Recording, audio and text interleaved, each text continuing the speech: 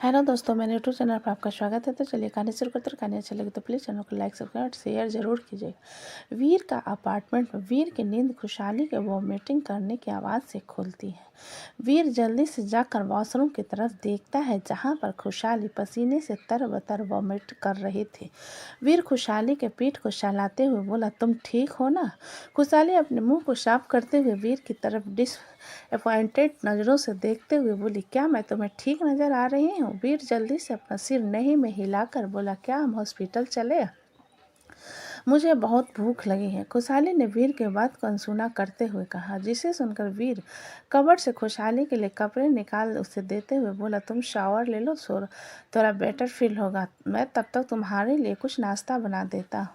खुशहाली वीर की बात सुनकर बोली, मुझे मैगी खाना है। व्हाट? वीर ने कंफ्यूज होकर कहा, जिस पर खुशहाली इरिटेट होकर बोली, मैंने कहा मुझे मैगी खाने का मन कर रहा है, क्रेविंग हो रही है मुझे। वीर अपना सिर हिलाते हुए बोले, ठीक है, मैं मैगी बना देता हूँ, उसके साथ में सैंडविच भी खाना है मुझे।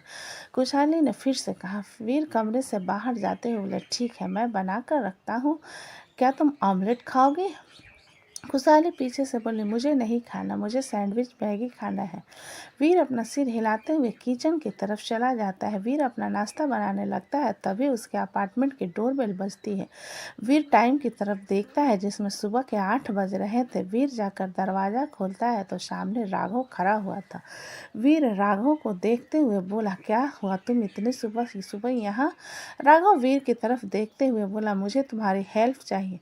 वीर राघव की बात सुन कंफ्यूज होकर बोला, मेरी हेल्प? राघव अपना सिर हिला देता है, जिस पर वीर राघव को अंदर आने का इशारा करता है, जिसे देख राघव अंदर जाकर सोफे पर बैठते हुए बोला, मुझे आपकी गर्लफ्रेंड से भी काम था। वीर राघव की बात सुनकर बोला, खुशहाली से क्या काम था? जिसे सुन राघव वीर की तरफ देखते हुए बोला, सोनाली की इन्फॉर्मेशन मुझे मिल चुकी है और मुझे उसका केस रीओपन करना था। वीर कंफ्यूज होकर बोला, केस? किस तरीके का केस रीओपन करना चाहते हो और डेविड ने ऐसी कौन सी इन्फॉर्मेशन दे दी तुम्हें? राघव थोड़ा सा उदास होकर मुझे बोला, मुझे समझ नहीं आता कि क्या मेरी लाइफ में प्यार लिखा ही नहीं है। वीर राघव को उदास होता हुआ देखकर बोला, क्या हुआ, तुम इतने उदास क्यों हो? राघव वीर की तरफ देखते हुए बोला, सोनाली की ऑलरेडी शादी हो चुकी है। वीर कंफ्यूज होकर बोला, वही लड़की ना जिसे हमने अनाथ आश्रम के बाहर छोड़ा था? अगर उसकी शादी हो गई है तो अनाथ आश्रम में क्या कर रही है?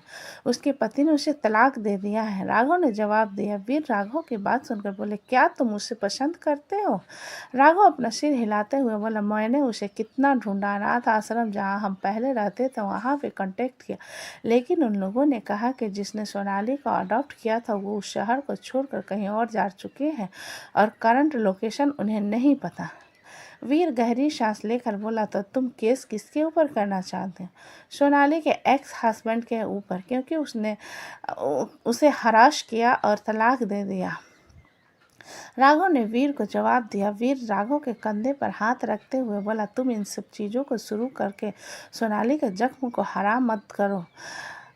अगर वो चाहती है कि उसे इंसाफ मिले तो तुम ये कर सकते हो, लेकिन अगर नहीं चाहती तो तुम उसे फोर्स नहीं कर सकते, और अगर तुम्हें उसे देखकर बुरा लग रहा है तो तुम उसकी ज़िंदगी में अच्छी करो। राघव वीर की बात पर उसे देखते हुए बोला, महज 24 साल की है और उसकी 1.5 साल की बेटी है, उसने उसे प्रेग्नेंट करके छोड़ दिया। तभी बीच में खुशहाली बाहर आते हुए बोली, मेरा नाश्ता बना कि नहीं? मेरे पेट में चूहे दौड़ रहे हैं। वीर खुशहाली की बात पर बोला, हाँ बन गया, तुम बैठो, मैं तुम्हारा नाश्ता लेकर आता हूँ। खुशहाली अपना सिर हिलाते और राघव को आया हुआ देख कर कहती है, तुम इतनी सुबह सुबह यहाँ? राघव खुशहाली की बात पर बोला, हाँ वो मैं कुछ काम के लिए आया था, लेकिन मेरी प्रॉब्लम सॉल्व हो गई। अगर मुझे तुम्हारी ज़रूरत हुई तो तुमसे कांटेक्ट कर ज़रूर करूँगा।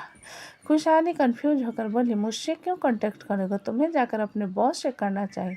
राघव खड़ा होते हुए बोला, यू आर वेरी लकी जो तुम्हें वीर जैसा लड़का मिला, वरना अभी के जनरेशन के हिसाब से अगर कोई गलती से नाइट स्पेंड करके प्रेग्नेंट हो जाए तो वो गलती कहलाता है। खुशहाली जो कि भूख से तृप्त थी, राघव की सभी बातें उसके दिमाग के ऊपर से जा रही थी, इसलिए बस वो अपना सिर हिला देती है तो राघव वहाँ से चला जाता है। राघव के जाने के बाद वीर प्लेट में नाश्ता लाकर खुशहाली के सामने रखते हुए बोला, तुम्हारा नाश्ता और अपना ख्याल रखना, मुझे जरूरी काम से बाहर जाना। खुशहाली वीर की बात पर अपना सिर हिला देती है और अपना नाश्ता करने लगती है। वीर उसे एक नज़र देखने के बाद कमरे की तरफ फ्रेश होने चला जाता है। इधर मित्तल मेंशन में मीरा सो कर उठती है और इधर उधर देखती है तो कशिश कहीं नजर नहीं आता। मीरा फ्रेश होने के लिए बाथरूम की तरफ चली जाती है। कुछ देर में मीरा फ्रेश होकर आती है और नीचे आती है तो उसे घर में कोई भी नजर नहीं आता। मीरा आसपास देखते हुए एक सर्वेंट की तरफ देखकर बोली, सब लोग कहाँ हैं? सर्वेंट मीरा की बात सुनकर बोला, मैम, सर और नित्या मैम गार्डन में है। मीरा सर्वेंट की बात पर अपना सिर हिलाते और गार्डन की तरफ चली जाती है तो देखती है नित्या नीचे घास में बैठी एक छोटे से कछुए के साथ खेल रही थी और कशिश कुर्सी पर बैठा कॉफ़ी पी रहा था। उन लोगों के पास आते हुए बोली, आप लोग आज यहाँ पर क्या कर रहे हो? कशिश मीरा की आवाज़ पर उसकी तरफ देखते हुए बोला, तुम्हारी नींद खुल गई। मीरा आकर उसके सामने वाली कुर्सी पर बैठते बोले, हाँ। फिर नित्या की तरफ देखते हुए, ये कछुए कहाँ से मिला? नित्या मीरा की बात पर मुस्कुराते हुए बोली, शौर्य ने दिया है और कहा कि जब तक मैं वापस नहीं आता इसका ख्याल रखना। मीरा नित्या की बात पर मुस्कुराते हुए बोली, शौर्य बहुत रोमांटिक है। कशिश तिरछी नज़र से मीरा को घूरते हुए बोला, तुम्हारे कहने का मतलब क्या है? क्या मैं रोमांटिक नहीं हूँ? मीरा कशिश की बात सुनकर बोले, आप हमेशा अपने आप को क्यों कंपेयर करते हो? क्योंकि तुम हमेशा ऐसा बात करती हो जिससे मुझे खुद को कंपेयर करना पड़ता है। मैं भी रोमांटिक हूँ, कशिश ने सीधा सच जवाब दिया। और मीरा कुछ कहती उससे पहले ही कशिश का वकील सौंदर्य वहाँ पर आते हुए कशिश से बोला, मुझे आपसे कुछ बात करनी थी। कशिश सौंदर्य को बोलने का इशारा करते हुए बोला, हाँ बोलो। सौंदर्य एक नज़र मीरा और नित्या को देखकर बोला, किसी ने आपके चाचा जी की बेल करवा दी है। कशिश सौंदर्य के बात पर चौंक कर उसकी तरफ देखते हुए बोला, आयुष किडिंग में? वो मर्डर केस में अंदर थे, किसी चोरी के मामले में नहीं। जो कोई भी उन्हें बेल दिया कर ले जाएगा। सुंदर कशिश की बात सुनकर बोला, हाँ मुझे पता है कि आप क्या कहना चाहते हैं, लेकिन वकील ने साबित किया है कि मेंटली रूप से वो सही नहीं है, इसलिए उन्हें छोड़ दिया गया। कशिश सौंदर्य की बात पर कुछ पल शांत रहकर बोला, अमृत को कॉल करो। वैशाली प्रेग्नेंट और मैं 100% गारंटी के साथ कह सकता हूँ कि चाचा जी सबसे पहले उसे ही टारगेट करेंगे। नित्या कशिश की तरफ देखते हुए थोड़ी घबराहट में बोली, भाई डैड पुलिस कस्टडी से निकल गया, अगर उन्होंने कुछ कर दिया तो। मीरा खड़ी होकर नित्या को पैम्पर करते हुए बोली, डोंट पैनिक नित्या, किसी को कुछ नहीं होगा। कशिश मीरा की तरफ देखते हुए बोला, मीरा नित्या का ख्याल रखो, मैं इस बारे में अच्छे से पता लगा कर आता हूँ। मीरा कशिश की बात पर अपना सिर हिला देती है तो कशिश वहाँ से सौंदर्य के साथ चला जाता है। नित्या मीरा को संभालते हुए मेंशन के अंदर ले जाती है। इधर कुंज हाउस में महक मृत्युंजय के लिए कॉफ़ी और नाश्ता बनाने के बाद उसे उठाने कमरे में आती है और मृत्युंजय को आवाज़ लगाते हुए कहती है, मृत्युंजय जी उठिए, कब तक सोते रहना है? लेकिन मृत्युंजय महक को कोई जवाब नहीं दे, जिस पर महक मृत्युंजय के पास जाकर उसके कंधे को पकड़ उसे हिलाते हुए कहती है, उठिए, सुबह हो चुकी है, क्या आपको ऑफिस नहीं जाना? मृत्युंजय थोड़ा असलाई आवाज़ में बोला, महक आई एम फीलिंग कोल्ड। महक मृत्युंजय के माथे को छूती है तो महक मृत्युंजय को बुखार था। महक जल्दी से थर्मामीटर लाकर मृत्युंजय की तरफ बढ़ाकर बोली, बुखार चेक कीजिए, मैं तब तक आपके लिए सूप बना कर लाती हूँ, फिर आप मेडिसिन लोगे। मृत्युंजय महक की बात पर बस अपना सिर हिला देता और बुखार चेक करने लगता है। महक सूप बनाने के लिए चली जाती है। फिर कुछ देर में वापस आकर थर्मामीटर मृत्युंजय के मुंह से निकाल देखते हुए कहती है, बिस्तर से नहीं उतरोगे आप? इतना कहकर महक जाने लगती है, जिस पर मृत्युंजय उसके हाथ को पकड़कर कहता है, क्या हुआ? महक मृत्युंजय को देखते हुए बोली, 102 डिग्री बुखार है आपको। क्या आप मुझे बता सकते हैं कि मेरे सोने के बाद आप क्या वाइन पी रहे थे? महक की बात पर मृत्युंजय जल्दी से अपना सिर नहीं में हिलाकर बोला, मैंने तुम्हें गले लगाकर सो गया था, कल मेरा फास्ट था, पता नहीं कैसे बुखार आ गया। महक 2 मिनट मृत्युंजय को घूरने के बाद उसे ब्लैंकेट उठाते हुए बोली, चुपचाप आराम कीजिए। मृत्युंजय बिस्तर से उतरते हुए बोला, मुझे फ्रेश होना है, मुझे अच्छा नहीं लग रहा है। महक अपना सिर हिलाते हुए बोली, गर्म पानी यूज करना। इतना कहकर महक जल्दी से कमरे से बाहर चली जाती है। महक के जाने के बाद मृत्युंजय प्याज निकाल कर उसे देखते हुए बोला, मुझे पता नहीं था कि तुम काम करते हो। देखो मेरी बीवी की सारी नाराजगी फिक्र में बदल गई। तभी मृत्युंजय का फ़ोन बजने लगता है। मृत्युंजय देखता है कि उसे राजीव कॉल कर रहा था। मृत्युंजय कॉल अटेंड करते हुए बोला, माना कि हम दोनों बेस्ट फ्रेंड हैं, लेकिन तू अपनी बीवी को छोड़कर इतनी सुबह मुझे अटेंशन क्यों दे रहा है? क्योंकि मैं तुम्हें टेंशन देने के लिए कॉल कर रहा हूँ। दूसरी तरफ से न राजीव ने कहा, जिसे सुनकर मृत्युंजय कंफ्यूज होते हुए, क्या हुआ राजीव? राजीव बिना किसी झिझक के बोला, इंद्र मित्तल जेल से छूट चुका है और उससे भी घटिया न्यूज, एक बार फिर भैरवी सारंग मनाली का एमएलए बन चुका है। मृत्युंजय राजीव की बात पर कुछ चुप रह कर बोला, एक काम करो, तुम पता लगाओ कि भैरवी परिवार में जितने भी सदस्य हैं सबके नाम पर कितनी प्रॉपर्टी और कहाँ कहाँ पर है। मैं यहाँ का काम जल्दी से निपट कर वापस आने की कोशिश कर रहा हूँ। राजीव मृत्युंजय की बात पर थोड़ा सा परेशान होकर बोला, मृत्युंजय प्लीज़ ये सब मत कर, तुम्हें ही दिक्कत हो गई यार, तुम समझ क्यों नहीं रहे हो? मृत्युंजय सख्त आवाज़ में बोला, तुमसे जितना कहा उतना ही करो, मुझे एडवाइस मत दो। राजीव गहरी सांस लेकर बोला, अच्छा ठीक है, 2 महीने बाद क्या तुम सच में वो करना चाहते हो? मृत्युंजय इरिटेट होकर बोला, हम मुंबई आकर बात करते हैं। राजीव ओके कहकर कॉल कट कर देता है। मृत्युंजय अपने फ़ोन की तरफ एक नज़र देखने के बाद गहरी सांस लेकर वॉशरूम की तरफ चला जाता। बनारस काशी विश्वनाथ घाट में वैशाली अमृत के साथ घाट पर आई हुई थी। पूजा हो चुकी थी और जलेबी और दही खाते हुए घूम रहे थे। अमृत वैशाली के कॉम्बिनेशन को देखते हुए बोला, मुझे भी टेस्ट करना है।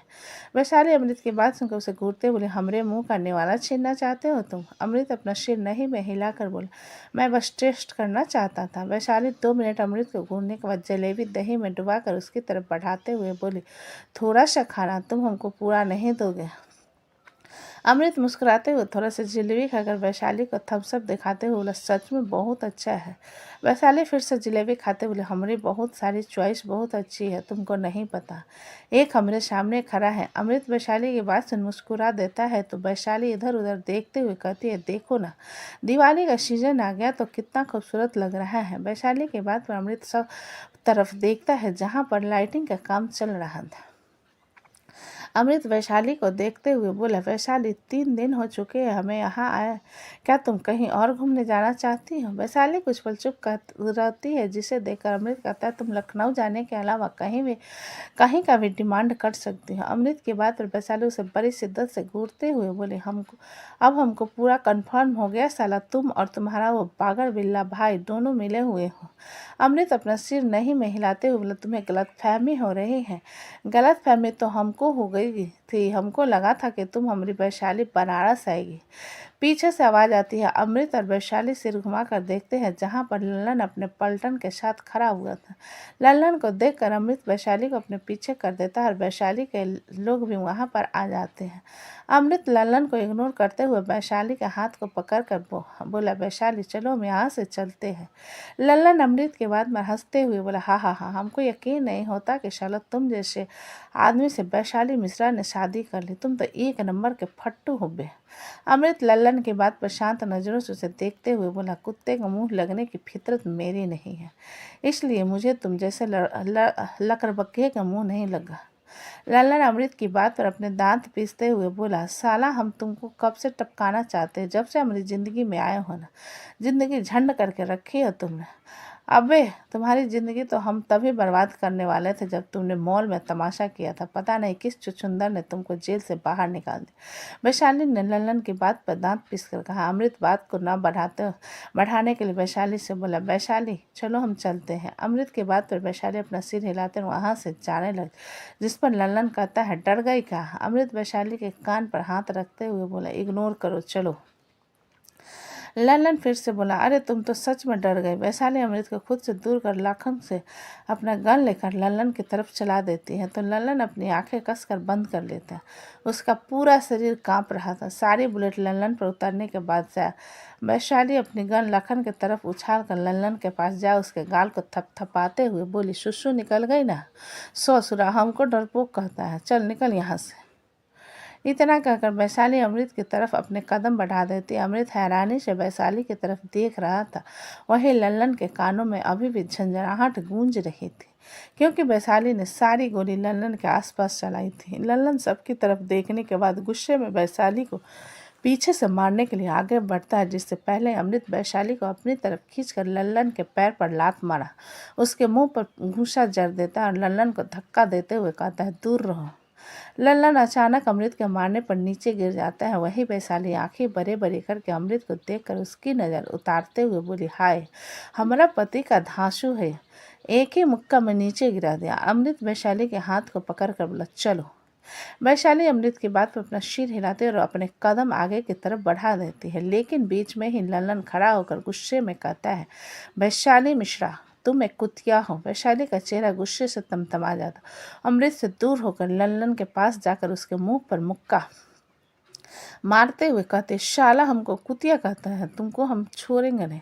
लल्लन अपने गन निकाल कर वैशाली के पेट पर रखते हुए बोला, और हम तुमको नहीं छोड़ेंगे, तुम्हारा आज नाम नम सत्य कर जाएंगे यहाँ से। वैशाली के पेट में गन देकर अमृत के जहाँ में एक डर की लहर दौड़ जाती, वहीं अमृत अभी भी गुस्से में लल्लन के कॉलर को पकड़ते हुए, हम तो मर जाएंगे लेकिन तुमको भी मारते जाएंगे बेटा। लल्लन अपनी गन का ट्रिगर दबाने लगता है और गन शॉट की आवाज़ आती है, जिसके साथ ही अमृत जोर से चिल्लाता है, वैशाली। तो दोस्तों, कहानी कैसी लगी मुझे कमेंट में लिखें। अच्छी लगे तो प्लीज़ चैनल को लाइक करें, सब्सक्राइब करें और ज़्यादा से ज़्यादा शेयर करें। कहानी को पूरा सुनने के लिए धन्यवाद।